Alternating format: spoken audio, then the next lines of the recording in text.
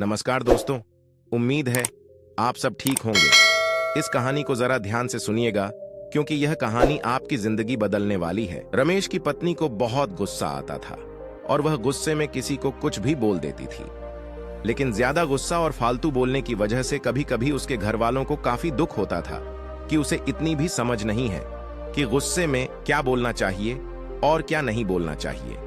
लेकिन गुस्सा करने के बाद जब उसका गुस्सा शांत होता तब वह आके माफी भी मांगती कि मेरे से बहुत बड़ी गलती हो गई, मुझे क्षमा करें, आगे से मैं ऐसा बिल्कुल नहीं करूंगी। लेकिन इतना करने के बाद भी उसका गुस्सा कभी खत्म नहीं होता था और वह हर छोटी छोटी बात पे गुस्सा और हर छोटी छोटी बात पे चीजों को काफी गुस्से के बोलना उसकी आदत बन गई थी।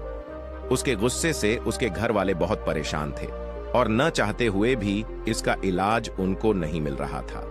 एक समय के बाद गांव एक व्यक्ति ने उन्हें बताया कि नगर में एक महात्मा आए हुए हैं। सुना है उनके पास हर समस्या का समाधान है।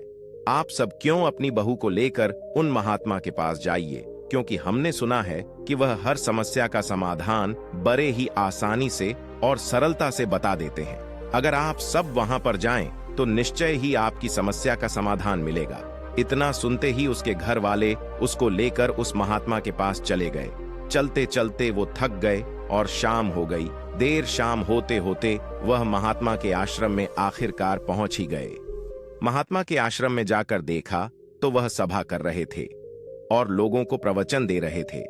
सभा खत्म होने के बाद उन्होंने महात्मा से पूछा कि महात्मा, यह मेरी बहू है, इसे बहुत गुस्सा आता है, कृपा करके इसका कोई समाधान बताएं, क्योंकि इसे बहुत गुस्सा आता है और फिर जब गुस्सा आता है तब यह किसी को नहीं देखती। सच झूठ सही गलत की इसे कोई समझ नहीं रहता। बस मन में जो आता है यह बोल देती है और बाद में माफी भी मांगती है, लेकिन इसकी आदत कभी नहीं सुधारती। आप ही बताइए कि भगवान, हम कैसे क्रोध को नियंत्रित करें? कृपया हमें इसका उपाय बताएं। महात्मा मुस्कुराए और बोले, एक कहावत है, क्रोध से पहले सोचो, उसे दोबारा उगलने से रोको। उन्होंने बोला, इसका क्या मतलब है?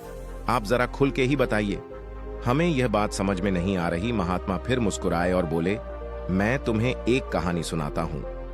यह कहानी निश्चय ही तुम्हारे सवालों के सारे जवाब दे देगी। एक समय की बात है, एक छोटे से गांव में एक बुढ़िया रहती थी। उनका नाम धनिया था। धनिया बहुत ही प्यारी और दयालु महिला थी, लेकिन एक समस्या उनके गुस्से की थी। वे छोटी छोटी बातों पर बहुत जल्दी गुस्सा हो जाया करती थीं। जब उसे गुस्सा आता तो कभी नहीं देखती उसके सामने कौन है और कौन नहीं। वह सबको गुस्से में अपने से छोटा ही समझती थी। बुढ़िया जितनी गुस्सैल थी उतनी ही लालची थी। उसके मन में धन और पैसों को लेकर अपार लालच था। एक समय बुढ़िया के पास खाने को कुछ नहीं बचा और वह पैसे भी नहीं कमाना नहीं चाहती थी। तो उसके मन में तरकीब सूझी। उसे याद आया, गांव में मेला लगा है, क्यों ना इस मेले से कुछ लाभ लिया जाए। धनिया ने सोचा कि यह एक अच्छा मौका है कि उनके गुस्से को कुछ सीख मिले। उन्होंने गांव के लड़कों को बुलाया और कहा, मेरे पास एक चुटकुला है, अगर तुम मुझे हंसाओगे तो मैं तुम्हें एक सिक्का दूंगी, लेकिन अगर तुम मुझे हंसा ना पाओगे तो तुम्हें मुझसे 2 सिक्के देने होंगे।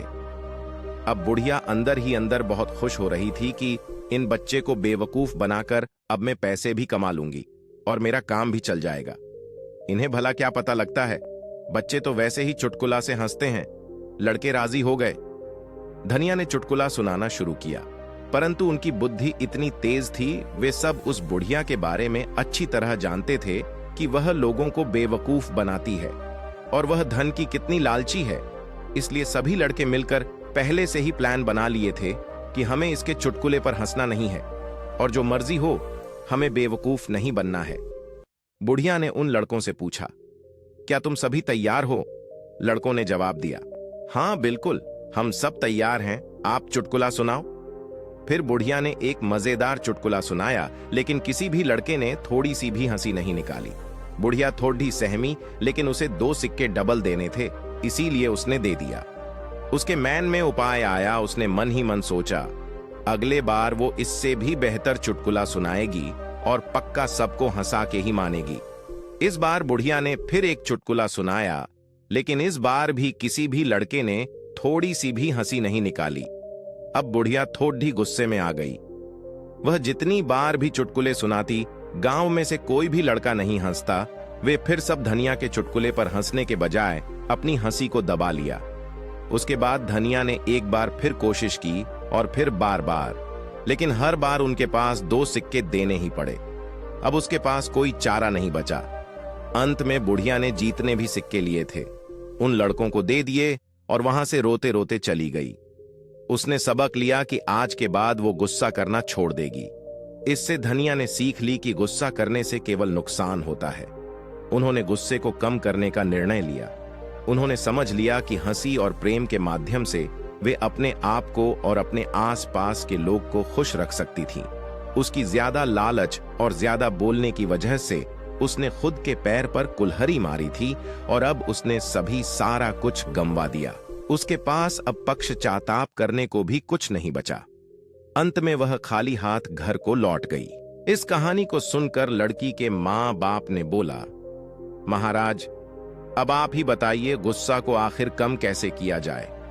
आप जो बोलेंगे हम निश्चय ही करेंगे। संत ने कहा, अब मैं तुम्हें जो बातें बताने जा रहा हूं उसे तुम ध्यान से सुनो, क्योंकि यह बातें तुम्हारी जिंदगी बदलने वाली है। कम गुस्सा रखने के कई फायदे होते हैं जो हमारे स्वास्थ्य संबंध और मानसिक स्थिति को सुधार सकते हैं। पहला, स्वास्थ्य सुधार। ज्यादा गुस्सा रखने से हमारे शारीरिक स्वास्थ्य पर बुरा असर पड़ता है। गुस्से के कारण हृदय रोग, उच्च रक्तचाप, मानसिक तनाव और अन्य स्वास्थ्य समस्याएं हो सकती हैं। यह सच है, ज्यादा गुस्सा इंसान को बीमार बना देता है और ज्यादा गुस्सा करने से इंसान चिड़चिड़ा भी बन जाता है और एक गुस्से वाला इंसान हमेशा अंदर से बीमार ही रहता है। कम गुस्से से शारीरिक स्वास्थ्य सुधरता है। इसीलिए अगर तुम्हें स्वस्थ रहना है और इन सारी बीमारियों से बचना है तो तुम्हें कम गुस्सा करने की आदत डालनी चाहिए। दूसरा, बेहतर संबंध। अधिक गुस्से से आसपास के लोग हमसे दूर हो जाते हैं।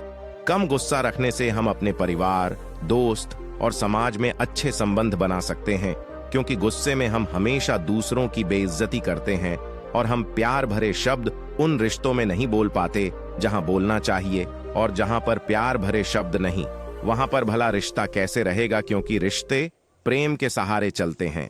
और जिन रिश्ते प्रेम नहीं और जिन रिश्तों में तुम प्यार से बात नहीं करोगे, तुम प्यार से बोलोगे नहीं, वहां पर भला रिश्ते कैसे टिकेंगे। इसलिए रिश्ते को संभालना है तो पहले प्यार से बोलना सीखो, लेकिन तुम प्यार से तभी बोलोगे जब तुम्हें कम गुस्सा आएगा।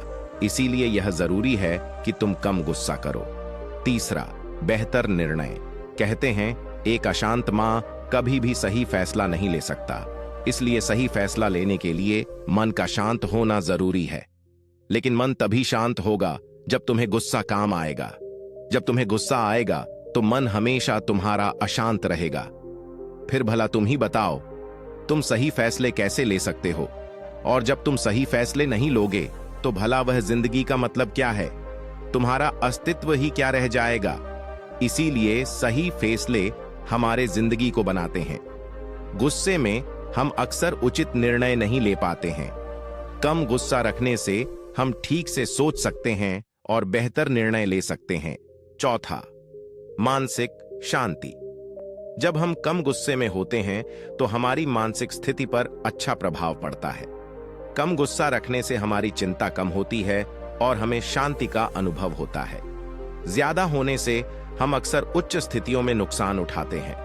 कम गुस्सा रखने से हम अपनी उच्च स्थिति और सम्मान बनाए रख सकते हैं। इन सभी फायदों से स्पष्ट है कि कम गुस्सा रखना हमारे जीवन को कई तरह से सुधार सकता है और हमें एक सकारात्मक और स्वस्थ दिशा में ले जा सकता है। इतना सब सुनने के बाद लड़के ने कहा, मुझे समझ में आ गया कि कम गुस्सा होने के कितने सारे फायदा हैं। आप अब कृपा करके आप मुझे यह बताइए कि गुस्सा को कम किया कैसे जाए, क्योंकि अभी के लिए यह सवाल जरूरी है। फिर महात्मा ने बोला, तो सुनो। उन्होंने कहा, अभ्यास, ध्यान और चुप रहना। अगर तुम तीनों चीजों को करोगे तो तुम निश्चय ही गुस्से पर विजय पालोगे। जब भी तुम्हें लगे कि तुम गुस्सा करने वाले हो तो तुम बस 10 सेकंड के लिए बोलने से पहले चुप रहो। अपने मन को यही बताओ और समझो कि तुम 10 सेकंड कुछ नहीं बोलोगे। उसके बाद तुम वहां से हो सके तो चले जाओ गुस्से में।